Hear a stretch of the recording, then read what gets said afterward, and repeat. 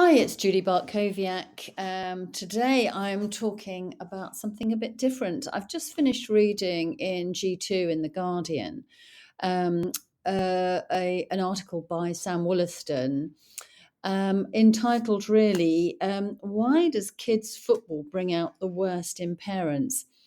And this really resonated with me because it was probably about 3 or 4 months ago, I was invited into Marlow FM by Malcolm Parr to join Chris, a local football coach of youngsters, and talk about my new book, Engaging NLP for Sport, which has now actually been published, and I'm sure you've heard me talk about it. And in the book, which is aimed really at young athletes, I guess 11 to 18, I cover all the aspects of sports mindset, sort of pre-performance, pre-match nerves, performance anxiety, anger, emotions that are just overpowering, overwhelming, low self-esteem, all of these sort of things, which I've worked on as an NLP sports practitioner with young people. I've also actually worked on it with adults as well, but my experience is mostly with young people. And one of the things Chris was saying was that he finds that parents shouting, running along the sidelines, the touchline, shouting at their child, other people's children, the referee, him, the coach, that everybody getting incredibly worked up, running onto the pitch, threatening the coach, threatening other players, even kids that aren't their own, is really bringing the game into quite a stressful place for kids. Sorry, that was me slurping some water. He said that they join the teams, they join the coaching because they love the game. They love football. They want to play. And when I've talked to players, partly for sort of researching the book, what they want is the fun of playing, the other team members, working together with the other team members. Yeah, it's great to win, but to have a good game is better. They want to play a good game. They don't want to let their teammates down. They want to score goals, of course. They want good tackles. They just love the game. And in fact, actually, Gary Lineker 10 years ago warned that parents screaming abuse from the sidelines was killing kids' love of the beautiful game. He says, it's the pushy parents screaming at little Liam from the touchline, making him feel clumsy and putting him off his stride, who are partly to blame for the decline of English footy. That was Gary Lineker 10 years ago. And now Sam Wollaston is talking about the same thing. Apparently, it did get worse after lockdown because there was sort of 6 months of no play. And he said it's like, a Coca-Cola bottle being sort of fizzed up and then the top taken off, when they came back to playing after not playing for 6 months. But what appears to be happening is that the sort of behavior that seems okay and fairly acceptable, I guess, at adult football games, when they're in the sort of the benches and they're sort of, mates, guys together, they're a long way away from the players and all the rest of it. They can shout, they can swear and all the rest of it. There's some sort of safety there for the players and for the referee, the coach, etc. But of course, we're talking here about kids' football, children's football, teens' football. These are kids, these are school kids. And the parents being so close, they're right on the line, they're sometimes coming onto the pitch, they're threatening, they're pushing people around. That's quite a different thing. And unfortunately, the laws of FA don't cover parents. If players misbehave, if coaches misbehave, referees misbehave, etc., there are very strict rules about it.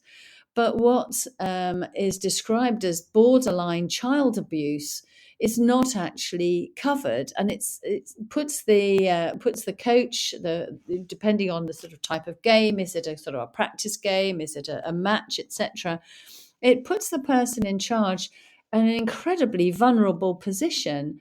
And many of them are just teens themselves. They could be sort of students, sports students, who are helping out at the weekend. It could be an older brother or sister even that's helping out. It could be a father who is, again, it may not be somebody who's professionally qualified, who's just taking some responsibility.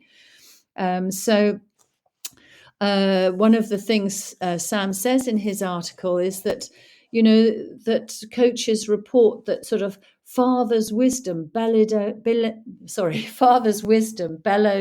in his lug hole throughout. The poor boy looks utterly miserable, as if he wants the ground to swallow him up. He describes maniacal parents on the touchline spouting nonsense at their children. The fear they instill in our promising Johnny is utterly depressing. And he actually says, if we could just get them to fuck up, excuse the language, and let their children enjoy themselves, you would be staggered at the difference it would make. And all the research I've done, all the experience I have with working with children, this is so true. Just let them enjoy the game they've chosen to play.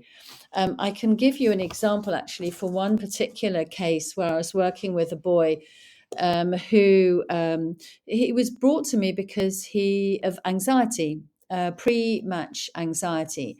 And so I asked him about what happens, what's the process. NLP is very much about sort of process, structure, and so on. EFT is, of course, tapping, it's energy healing, it's different. So I use the two. So I was asking him about the structure. At what point does he start feeling anxious? Well, it's quite some time before the game. In fact, it can actually be, excuse me, I've got a dry throat. So you can tell this isn't a very polished professional podcast. But here we go. Comes from the heart. So it happened actually sort of the day before, when they're worrying about what's dad going to be like, what's dad going to do. Will he really get angry? Will he sort of come onto the pitch? Really worrying about what dad would do. Basically taking responsibility for his dad, almost 24 hours before the game even starts. So what happens next? He gets in the car with his dad to go to the game the next day. And all the way in the car, his dad is saying, now remember to do this. Now, when this happens, if this happens, don't do this. And whatever you do, don't do that. But just try your best. Just try your best. But remember this, remember that. And that happens the entire game. By the time he's in the changing room, by the time he's at the pitch, he is a complete bag of nerves. Gets things wrong, makes mistakes, looks across, sees his dad's really angry, his dad's shouting at him, and he feels like he's let him down. This game has become all about pleasing his dad, and it's no longer about him having a good game with his teammates. He just wanted to give up, basically. And that was really why they had brought him to me, because they didn't want him to give up. But he was no longer enjoying it. And this is something that I found very much has come through in Sam's. I'll carry on with that story in just a moment, but it just reminds me that one of the things Sam talks about is, he says, at a Young Leaders Day, members of Somerset Youth Council, aged 16 to 24, had to write down anonymously on Post-it notes what they liked and disliked about football. Being shouted at from the side, my parents going off on one, etc., are what young people said they didn't like about the game, and they described it as mouthy adults on the touchline. So that is putting them off. So back to my example. So my client was nervous well before the game actually started. It had nothing actually to do with the game. What it was to do with was feeling I'm not good enough. I'm disappointing my dad. He's going to tell my mum, she'll be disappointed, etc., etc. Anyway, he said that this always happens. Now, always, as any of you NLPers will know, is a generalization. So I said, always? That's clean language where you don't you just question what the words were. So always, I said. And he said, well, no, actually, when mum takes me, it's fine. I'm fine. He said, because she just puts music on and we sort of sing along in the car. We, enjoy the music. I arrive at the game and I know that mum's taking me the day before, so that's fine. And she basically sort of stands there on her phone talking to other people at the game, and she often misses the goal or whatever, but he doesn't mind. He's not doing it for her, he's doing it for his teammates.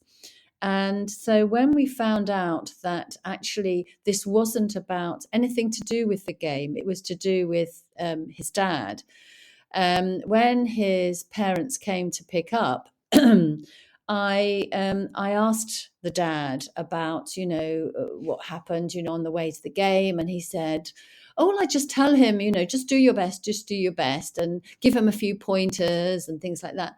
And I said, "Would it help perhaps if you didn't say anything? If you just just chatted about other things or played some music or whatever?" Anyway, the dad looked at his son and his wife and sort of smiled and said, well, that he had actually been asked not to talk about the game on the way to the game by both his wife and his son. And he said, I was doing it to help him. It came from a place of love. He was doing what he thought was the best thing. He didn't feel that his son wasn't good enough at all. He was just trying to help. But unfortunately, we do have to check out with our young people, what does help and what doesn't, because what he was doing actually wasn't helping at all. So we've got various examples really of how it's sometimes described as dads living vicariously through their children, their own failure and broken dreams. Parents are being parents and wishing that their child will be like the next, I don't know, Beckham or Lineker or whatever, because they wanted to be. But they're probably forgetting that their child is just a child still. At this stage in their life, they're just wanting to imagine that they're their football hero, but they want to enjoy the game. And that's what it's all about. And while they're playing football, while they're being part of a team, they're learning so many other things. They're learning how to cope with feedback, how to communicate with other players on the pitch, how to be positive, how to be motivated. All of those great life skills, which I talk about in my book. The sports mindset could just as easily be, mindset for school. And there are specific pointers for parents to help them in supporting their child in a way that is productive and helpful and positive, rather than pushy and also basically, it's unhelpful, but it's also unhelpful to the coach, to the referee. It's bad behavior, it's rude. And in any other circumstances, if you treated anybody at work like that, you'd be out. And, it's child abuse when a grown up is shouting at somebody half their age and swearing at them. And the coach that's there responsible for the child in that moment has no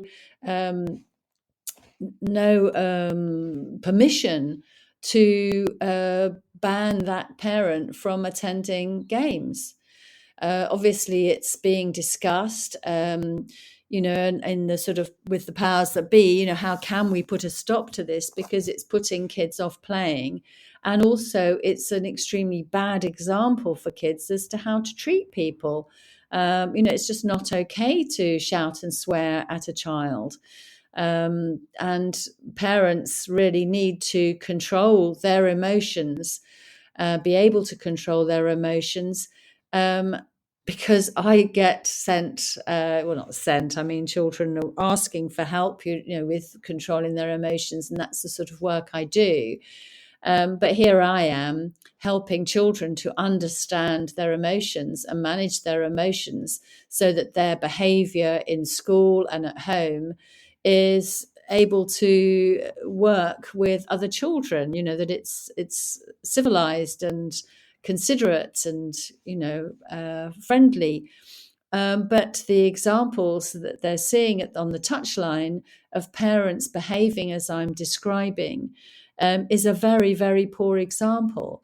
And one of the NLP aspects of this little podcast is that, I've mentioned generalizing. I've also mentioned, obviously mentioned NLP. Well, there's something called NLP modeling, where you model the behavior you want from your child. You can also help your child to model other players. Modeling can be used in all sorts of contexts. That's covered in many of my books. Actually, one of them, Secrets of the NLP Masters, is being updated, and that's coming out in September. I'm not sure what the title will be. I suggested Insights of the NLP Masters, but I'm not sure whether they'll do that. But it's obviously covered in my book, NLP for Sport. You